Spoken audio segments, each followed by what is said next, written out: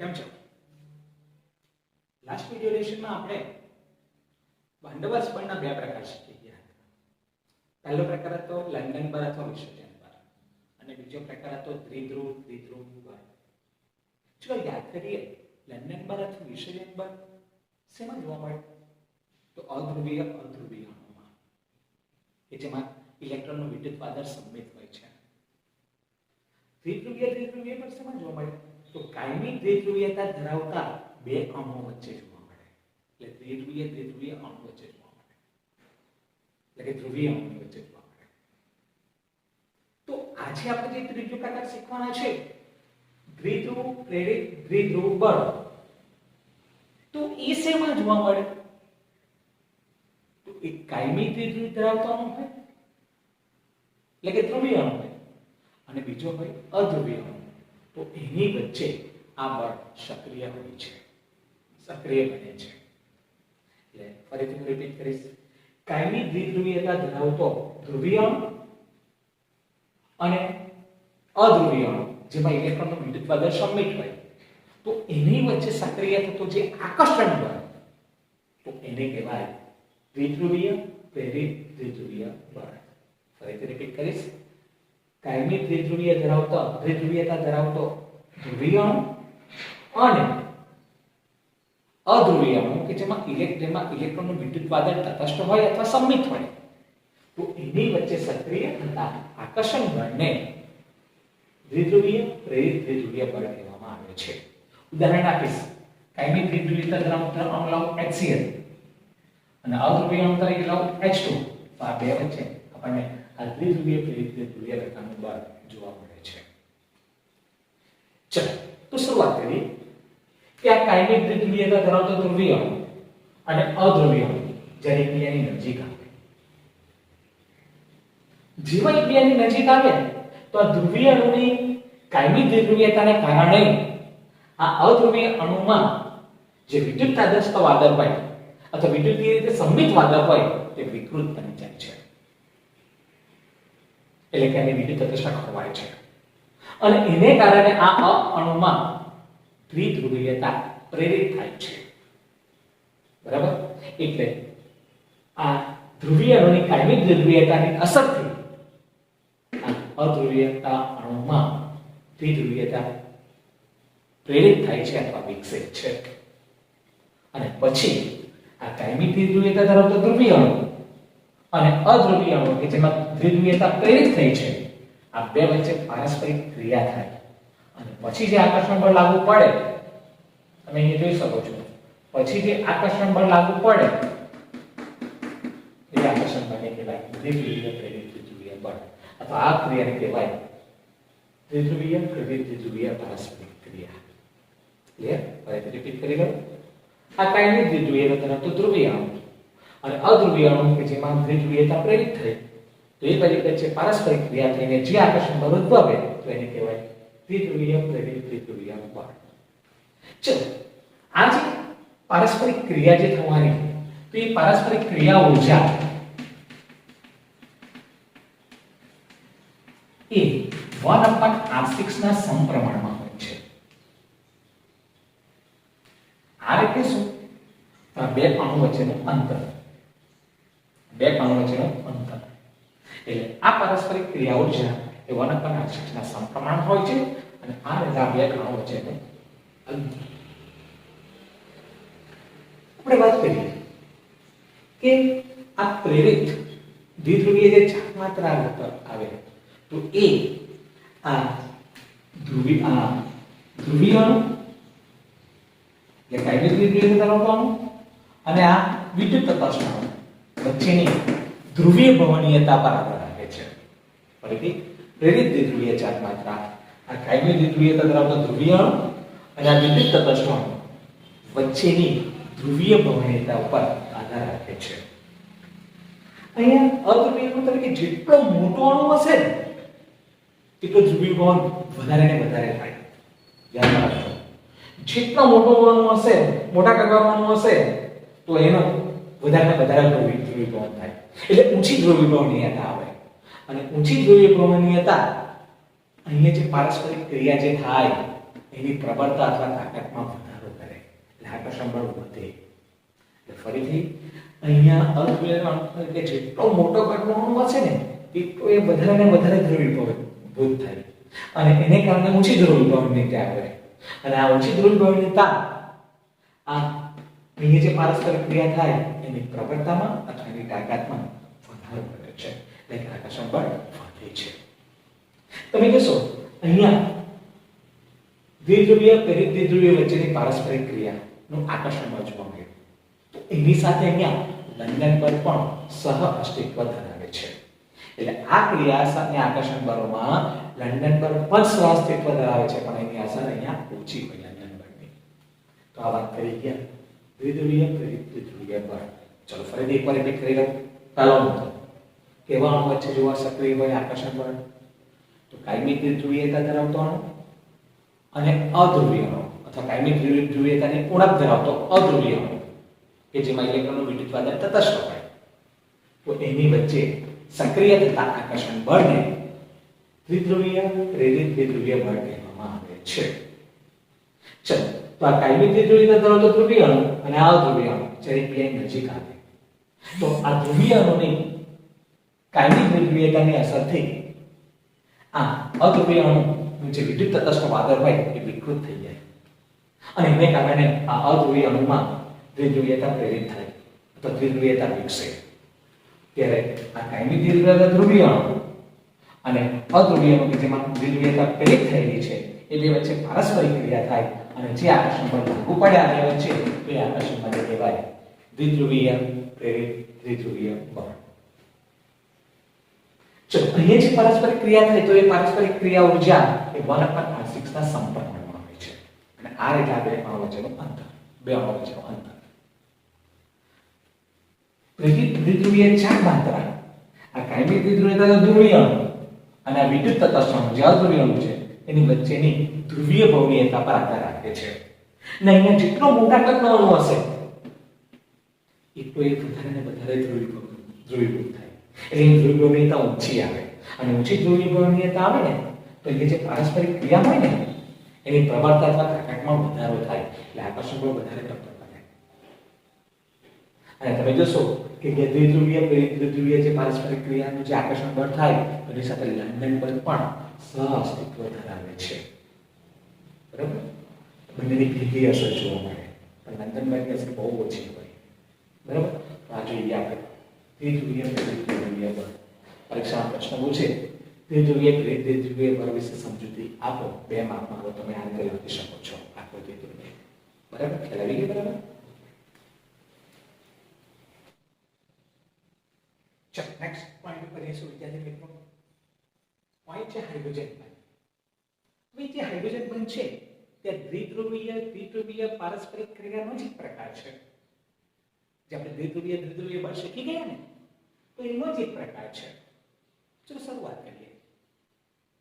શેમાં આ બંધ જોવા મળે? તો આ બંધ આપણને જોવા મળશે ઊંચા ધ્રુવીય બંધ.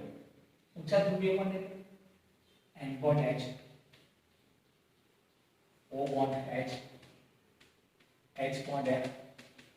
આ ઊંચા ધ્રુવીય બંધ જેમાં હાજર હોય ને તેવા અણુઓમાં આ હાઇડ્રોજન બંધ જોવા મળે. ચલો, તો N bond H બંધ ધરાવતો અણુ કયો? તો ammonia NH2. O bond H બંધ ધરાવતો અણુ કયો? તો H2O પાણી. અને H bond F ધરાવતો અણુ કયો? તો HF. તો આવા અણુમાં આપણને હાઇડ્રોજન બંધ જોવા મળે છે. એમ તો હાઇડ્રોજન બંધની વાત તમે આગલા ચોથા ચેપ્ટરમાં શીખશો, હવે શીખી ગયા હશો. બરાબર, તો એની વ્યાખ્યા હું તમને આપીશ. ચલો, તો પહેલા પ્રવાહી પાણી અથવા H2. તો આ પ્રવાહી પાણીમાં H2 નો એક અણુ નથી હાજર હોતો, એના ઘણા બધા અણુ હાજર હોય. દાખલા તરીકે તમે જો આ H2O નો એક અણુ, આ H2O નો બીજો અણુ, આ H2O નો ત્રીજો અણુ. અને ચોથા ચેપ્ટરમાં આવી ગયો પાણીનો આકાર પાણીય છે. આ H2O નો ચોથો અણુ. હવે ઘણા બધા H2O અણુ હાજર થાય. ચલો, આપણે ખબર આ O પાસે બાહ્યતમ કક્ષામાં કેટલા ઇલેક્ટ્રોન? તો 6. 6 માંથી આ 2 બને એટલે 2 વપરાઈ ગયા તો બચ્યા 4. તો આને અબંધકારક ઇલેક્ટ્રોન કહેવાય ને અબંધકારક ઇલેક્ટ્રોન યુગ્મ કહેવાય. આ એક ને આ બે બધું ચોથા ચક્કરમાં તમે શીખી ગયા છો. એટલે ઓક્સિજન પાસે બે અબંધકારક ઇલેક્ટ્રોન યુગ્મ હોય છે. તો ચાલો તો તમે જોશો પ્રવાહી પાણીમાં H2 ના ઘણા બધા અણુ હાજર છે અને બધા H2O ના અણુની વચ્ચે હાઇડ્રોજન બંધ જોવા મળે છે. એટલે પ્રવાહી પાણીમાં હાઇડ્રોજન બંધ હોય H2 વચ્ચે. ચલો વ્યાખ્યા આપીશ કે હાઇડ્રોજન બંધ કોને કહેવાય? તો એક અણુનો વિદ્યુત ઋણમય પરમાણુ કે જેની પાસે અબંધકારક ઇલેક્ટ્રોન યુગ્મ છે જો, અને બીજા અણુનો હાઇડ્રોજન, આપણને ખબર આ વિદ્યુત ઋણમય પરમાણુ એટલે ઋણ ભાર ધરાવે અને હાઇડ્રોજન જેની વિદ્યુત ઋણતા ઓક્સિજન કરતા ઓછી એટલે ધન વીજભાર ધરાવે. તો એની વચ્ચે આકર્ષણ બળ ઉત્પન્ન થાય. શું ઉત્પન્ન થાય? આકર્ષણ બળ. તો એને કહેવાય હાઇડ્રોજન. બરાબર છે? એટલે એક અણુનો વિદ્યુત ઋણમય પરમાણુ જે અબંધકારક ઇલેક્ટ્રોન યુગ્મ ધરાવે અને બીજા અણુનો હાઇડ્રોજન પરમાણુ વચ્ચે ઉત્પન્ન થતા આકર્ષણ બળને હાઇડ્રોજન બંધ કરે છે. ધ્યાનમાં રાખીશું. આને કહેવાય હાઇડ્રોજન. બરાબર છે? આપણે તૂટક રેખાઓ દર્શાવીએ છીએ. જોઈએ આ તૂટક રેખાઓ દર્શાવાય તો એવો હાઇડ્રોજન બને અહીંયા પણ જોવા મળે, એવું અહીંયા પણ જોવા મળે. આ તમે જોઈ શકો છો. એક અણુનો વિદ્યુત ઋણમય પરમાણુ જેની પાસે અબંધકારક ઇલેક્ટ્રોન યુગ્મ છે અને બીજા અણુનો હાઇડ્રોજન જેની વચ્ચે ઉત્પન્ન થતા આકર્ષણ માટે કહેવાય હાઇડ્રોજન બંધ. એવું અહીંયા પણ આવે અને આ બાજુ પણ આવે. તો આ રીતે પ્રવાહી પાણીમાં હાઇડ્રોજન બંધ જોવા મળે. ચલો બીજું ઉદાહરણ આપીશ. પ્રવાહી HF જે બુકમાં આપેલો છે તે. તો પ્રવાહી HF માં HF નો એક જ અણુ ના હોય, ઘણા બધા અણુ હોય. એક HF, બીજો HF, ત્રીજો HF, ચોથો HF, એવા ઘણા બધા અણુ હોય. જો તમને ખબર એક પાસે એક ઇલેક્ટ્રોન જે બંધ બનાવવા માટે વપરાય છે. ફ્લોરીન પાસે કેટલો હોય? ફ્લોરીન એટલે હેલોજન.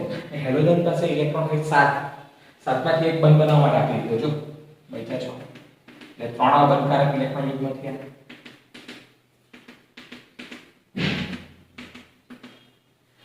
આપણી વ્યાખ્યા હાઇડ્રોજન બની એક અણુનો વિદ્યુત ઋણમય પરમાણુ જેની પાસે અબંધકારક ઇલેક્ટ્રોન યુગ્મ છે અને બીજા અણુનો હાઇડ્રોજન પરમાણુ જેની વચ્ચે ઉત્પન્ન થતા આકર્ષણ બળને શું કહેવાય?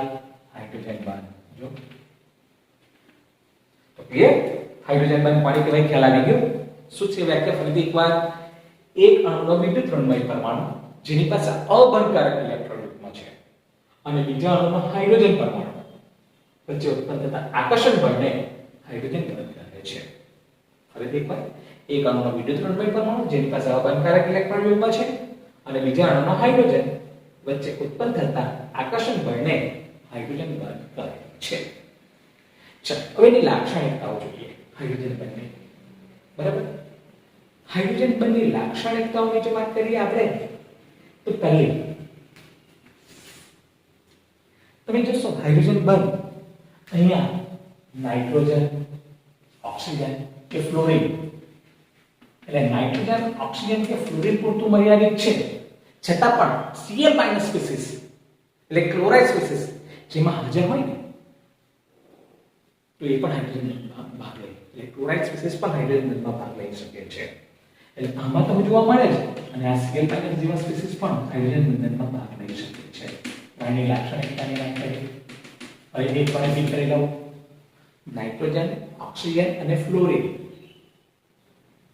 પૂરતું જ હાઇડ્રોજન બંધ મર્યાદિત છે છતાં પણ Cl- જેવી સ્પીસીસ પણ હાઇડ્રોજન બંધનમાં ભાગ લે છે. એટલે ક્લોરાઇડ પણ હાઇડ્રોજન બંધનમાં ભાગ લઈ શકે છે. ચલો બીજું, હાઇડ્રોજન બંધની ઊર્જા કેટલી? તો 10 થી 100 કિલોજૂલ ઇન્ટુ મોલ ઇન્વર્સ હાઇડ્રોજન બંધની ઊર્જા. અને આ ઊર્જાનું સાર્થક પ્રમાણ છે જેને કારણે હાઇડ્રોજન બંધની મદદથી મોટે ભાગના સંયોજનની રચના અને એના ગુણધર્મ નક્કી કરવામાં આ શક્તિશાળી બળ કહેવાય. એટલે આ ઊર્જાનું સાર્થક પરિણામ છે. એટલે ઘણા બધા સંયોજનોની રચના અને ગુણધર્મ નક્કી કરવા માટે આ હાઇડ્રોજન બંધ શક્તિશાળી બળ કહેવાય. આ ઊર્જાના સાર્થક પ્રમાણને કારણે. ફરીથી હાઇડ્રોજન બંધની ઊર્જા છે 10 થી 100 કિલોજૂલ ઇન્ટુ મોલ ઇન્વર્સ અને આ ઊર્જાનું સાર્થક પ્રમાણ છે અને એને કારણે હાઇડ્રોજન બંધની મદદથી ઘણા બધા સંયોજનોની રચના અને ગુણધર્મ નક્કી કરી શકાય છે. ત્રીજો મુદ્દો, આ હાઇડ્રોજન બંધની જે પ્રબળતા છે એ કોના પર આધાર રાખે છે?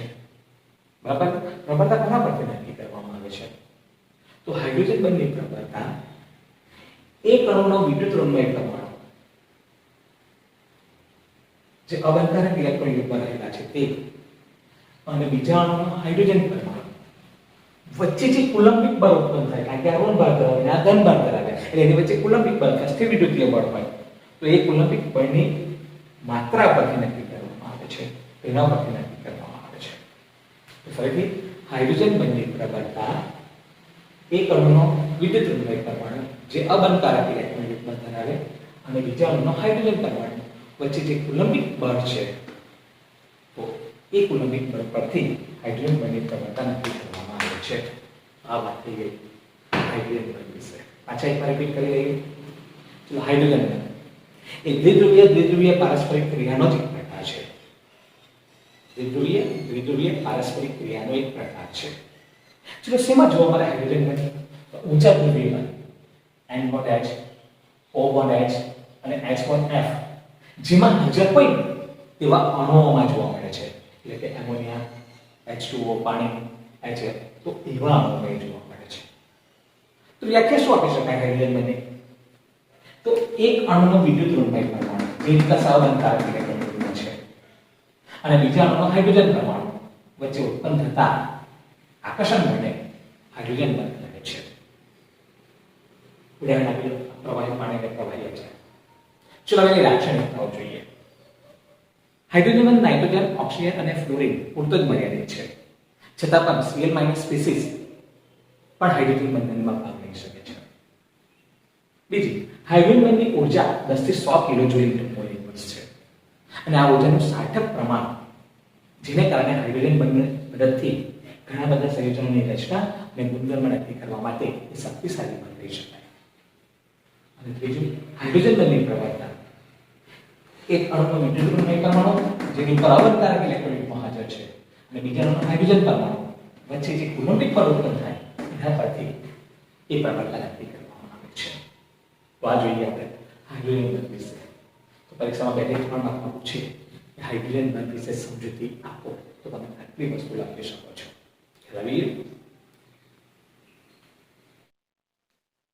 ચલો વિદ્યાર્થી નેક્સ્ટ આંતરાણ્વીય કરો તો આપણે શીખી ગયા આંતરાણ્વીય કરો એટલે અણુ અથવા કણો વચ્ચે લાગતું આકર્ષણ અને અપાકર્ષણ બળ અણુ વચ્ચે લાગતું આકર્ષણ અથવા અપાકર્ષણ બળ તો આપણે બધા આકર્ષણીય બળ વિશે શીખી ગયા તો આપણને ખબર કે અણુઓમાં વચ્ચે લાગતું એક આકર્ષણ બળ અને બીજું અપાકર્ષણ બળ તો આકર્ષણ બળ વિશે આપણે બધું શીખી ગયા હવે આપણે અપાકર્ષણ બળની વાત કરવાના છે કે આપણને ખબર કે અણુ એકબીજા ઉપર અપાકર્ષણ બળ પણ લગાડે એટલે અણુઓ વચ્ચે અપાકર્ષણ બળ પણ ક્રિયાશીલ હોય છે સમજો જ્યારે બે અણુ એકબીજાની નજીક આવે આ સમજો એ અણુ ને બી અણુ છે એકબીજાની નજીક આવે તો એમના ઇલેક્ટ્રોનનું વાદળ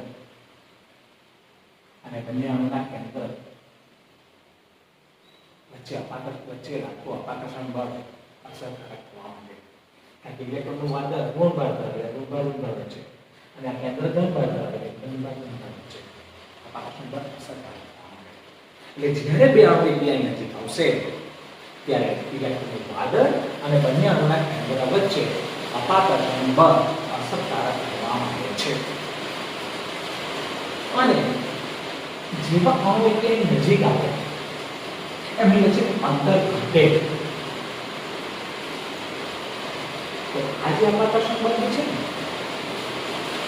એટલે નજીક આવતા વખતે એને અંદર સંકોચન અનુભવ છે અને આવું આપણને ખાસ ઘન અને પ્રવાહીમાં જોવા મળે કેમ ઘન અવસ્થાને પ્રવાહી અવસ્થામાં આપણે ખબર છે ઘન અવસ્થામાં અણુ એકબીજાની નજીક આવે એ પ્રવાહીમાં થોડું અંતર હોય પણ નજીક જ કહેવાય બરાબર એટલે ઘન અને પ્રવાહીમાં જ્યારે અણુ નજીક હોય ત્યારે અપાકર્ષણ બળ સક્રિય હોય એટલે જ્યારે એને દબાણ આપવામાં આવે એટલે સંકોચન કરવામાં આવે તો અવરોધ થાય કારણ એમાં અપાકર્ષણ બળની પ્રવૃત્તિ વધી જાય તો આ વાત કરી આપણે અપાકર્ષણ બળ વિશે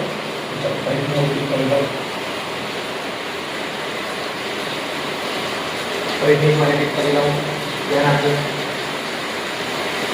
અણુઓ વચ્ચે આકર્ષણ બળ ઉપરાંત અપાકર્ષણ બળ પણ સક્રિય હોય છે.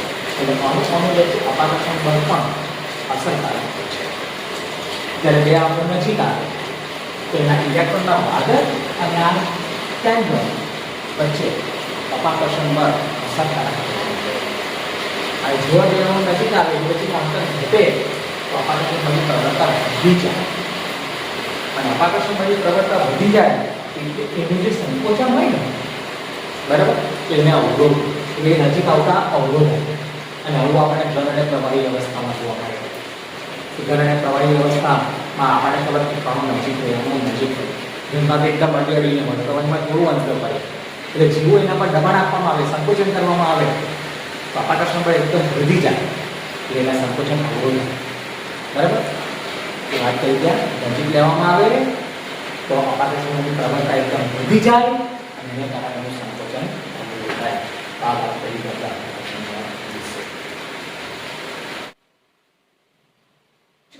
નેક્સ્ટ ટોપિક ઉષ્મીય ઉર્જા.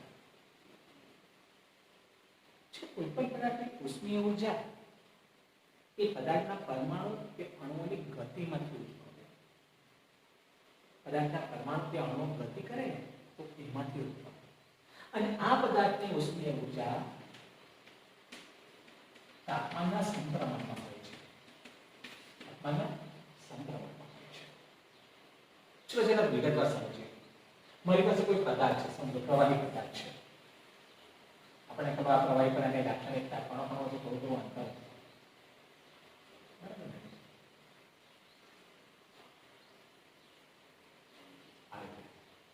ચલો આ પદાર્થ છે તેને હું ગરમ કરું એટલે કે તાપમાન વધે. તો તાપમાન વધારો એટલે ઉષ્મીય ઉર્જા પણ વધે, આપણને ખબર. તો આ પદાર્થનું તાપમાન વધારવામાં આવે તો જેવું એનું તાપમાન વધારવામાં આવે એટલે શું થાય? આ જે અણુ છે ને ગતિ કરે, અણુઓ કે પરમાણુ ગતિ કરે અને એ ગતિને કારણે જે ઉર્જા ઉત્પન્ન થાય તેને ઉષ્મીય ઉર્જા કહેવાય. એટલે કે ઉષ્મીય ઉર્જા તાપમાનના સંક્રમણમાં હોય છે. કારણ કે આપણને ફિઝિક્સમાં પણ આવે કોઈ પણ અણુ કે પરમાણુ ગતિ કરે ને તો તેમાંથી જે ઉર્જા ઉત્પન્ન થાય એ ગતિ ઉર્જા કહેવાય. તો ગતિ ઉર્જા અને ઉષ્મીય ઉર્જામાં એક ડિફરન્સ છે, તાપમાન. આપણે વ્યાખ્યામાં આપણે આવી રીતે સુધાર કરીએ કે કોઈ પદાર્થનું તાપમાન વધારવામાં આવે જેને કારણે એમાં રહેલા અણુ કે પરમાણુ ગતિ કરે અને એને કારણે જે ઉર્જા પ્રાપ્ત થાય ને તો એને કહેવાય ઉષ્મીય ઉર્જા. ક્લિયર? એટલે આપણે ટૂંકમાં લખ્યું છે કે પદાર્થની ઉષ્મીય ઉર્જા એમાં રહેલા પરમાણુ કે અણુની ગતિમાંથી ઉત્પન્ન થાય પણ એ ઉષ્મીય ઉર્જા તાપમાનના સંક્રમણમાં છે.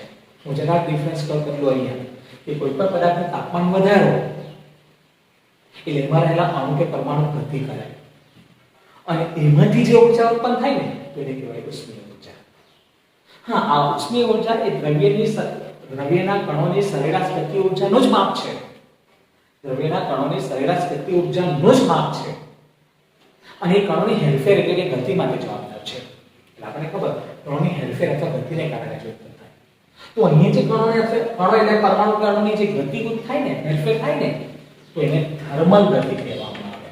ખાસ યાદ રાખજો કે કણોની હેરફેર ને અથવા કણોની જે ગતિ જે તાપમાનને લીધે થાય એને થર્મલ ગતિ કહેવામાં આવે છે. ક્લિયર? ફરીથી હું રિપીટ કરી દઉં આખો ટોપિક બરાબર સમજી લેજો કે પદાર્થની ઉષ્મીય ઉર્જા પરમાણુ કે અણુની ગતિમાંથી ઉદ્ભવે અને એ ઉષ્મીય ઉર્જા તાપમાનના સંક્રમણમાં હોય. એટલે એને બીજી રીતે એમ કહું, કોઈ પણ પદાર્થનું તાપમાન વધારવામાં આવે એટલે એમાં રહેલા અણુ કે પરમાણુ ગતિ કરે અને એ ગતિમાંથી જે ઉર્જા ઉત્પન્ન થાય એને કહેવાય ઉષ્મીય ઉર્જા. અને આ દ્રવ્યના કણોની સરેરાશ ગતિ ઉર્જાનું જ માપ છે અને કણોની હેરફેર અથવા ગતિ માટે જવાબદાર છે. અને આપણને ખબર આ કણોની જે હેરફેર થાય તાપમાનને કારણે એટલે કે અણુ કે પરમાણુની જે ગતિ થાય, હેરફેર થાય તો એ ગતિને કહેવાય થર્મલ ગતિ. ખ્યાલ આવી ગયો છે તમને? બરાબર. શોર્ટ ક્વેશ્ચન ત્યાં છે જેમાં ખાસ પૂછાતું હોય છે એટલે ધ્યાનમાં રાખવાનું. તો આજે આપણે દ્વિધ્રુવીય પ્રેરિત દ્વિધ્રુવીય બળ, હાઇડ્રોજન બળ, આકર્ષણ બળની પારસ્પરિક ક્રિયા અને ઉષ્મીય ઉર્જા આટલા ટોપિક વિશે શીખી ગયા તો તમને બરાબર મગજમાં ઉતરી ગયા હશે. Thank you.